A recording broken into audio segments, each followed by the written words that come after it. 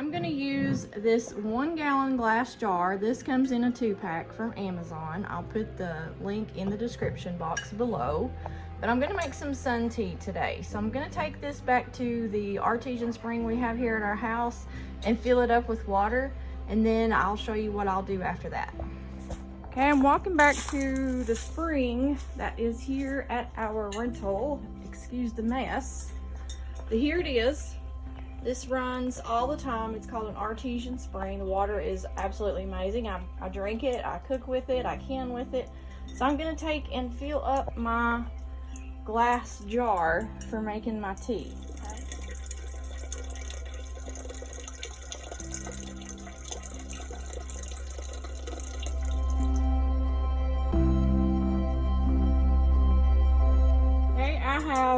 Went back there and got my fresh cold spring water. It doesn't have additives like the city water does because we're in the city and I just don't like using this water because of stuff in it, chlorine, whatever. So fresh spring water is the best. Fresh spring water. And then I'm gonna take this, it's called Y'all Sweet Tea. I found this on a Facebook group page. This little lady, I can't remember her name, but I'll put her link in the description box below. But I bought it because she recommended it. So what I'm going to do is I'm going to take one of these and put into my 1 gallon glass tea jar with my spring water in it. Okay, as you can see, these are big sizes. All you need is just one because of the size. They're so big. So I'm going to stick that down in there to make my sun tea with today. Because on the back it says you can boil it and then add 1 perfect batch tea bag, cover with lid and let it steep for 9 minutes. However, I'm doing it different. I'm actually making sun tea today.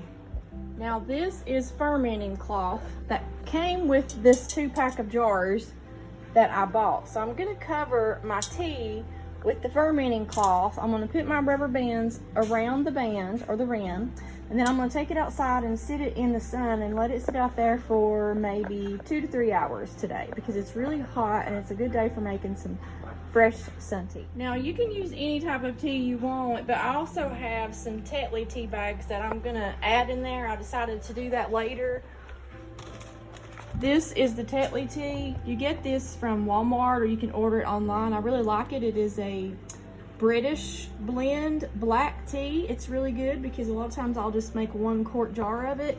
But today I'm making a whole gallon. So I'm gonna take and add those Tetley tea bags into my jar. And I actually have 3 there. So I'll have to take this back off and put that in there.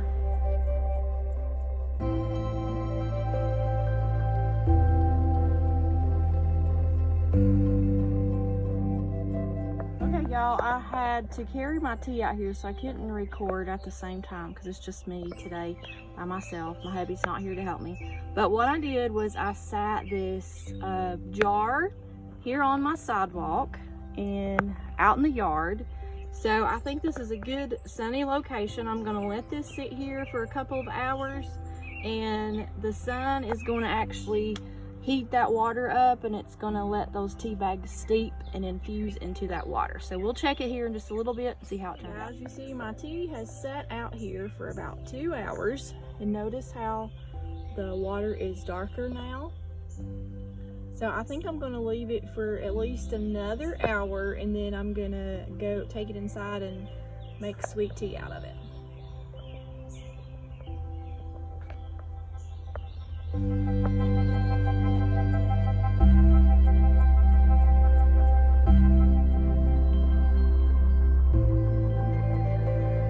Okay y'all, here's my sun tea. I just went to get it out of the sun. I think I left it out there about 3.5 hours, somewhere along those lines.